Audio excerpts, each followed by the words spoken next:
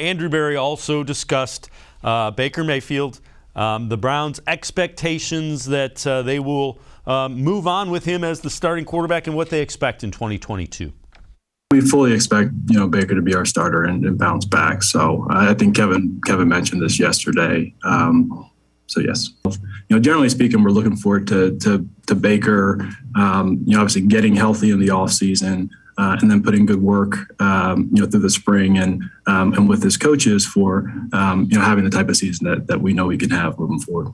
I think it's easy to forget at this point of the year that what we've seen with Baker over the past several years. I think, obviously he had his most productive season, in this offense, under Kevin, just really as early as last year. Look, I think we've been with Baker for a long period at this time. At this point, we know his work ethic, we know his drive. We've seen him as a talented passer in this league, and we're looking forward to him getting healthy and continue to make improvements. And we expect him to bounce back next year. Mary Kay, I know you've written about this. Baker Mayfield did not have a good year, but you can't say all of the offensive woes are because Baker Mayfield. It's much deeper than that, I think. It's much deeper than that. And I think, anybody that has been reading me for the past few months has, really noticed that I've taken, kind of a deep dive into looking at other things that are going on this offense, not even just the obvious things like the right tackle situation, but the left tackle situation has been challenging this year as well. And then to be without Kareem Hunt for most of the season, that really hurts the running game and the passing game and things that you can do with keeping Nick Chubb fresh for the fourth quarter. Jarvis Landry missing some games.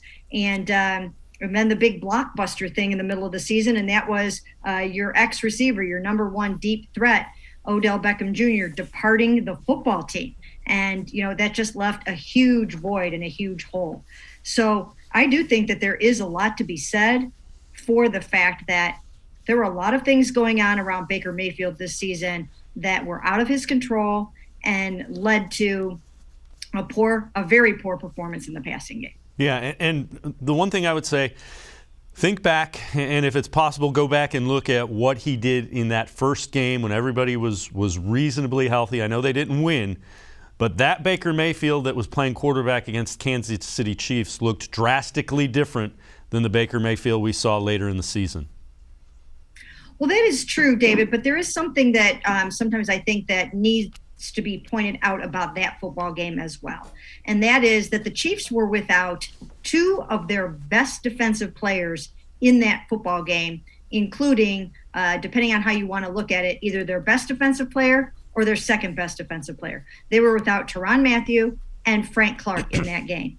And so that impacted the pass rush. That impacted, being able to throw over the middle and all those different kinds. I mean, if Tyrann Mathieu is there, you saw when he came back the next week, he was completely disruptive. Might have had an interception right away the next game, and he was a huge factor in that playoff loss, the Browns' playoff loss to the Chiefs last year, the 22-17 loss. He had a phenomenal game. So I think you need to keep that in mind too. That Baker wasn't going against the full Kansas City defense that we're seeing right now.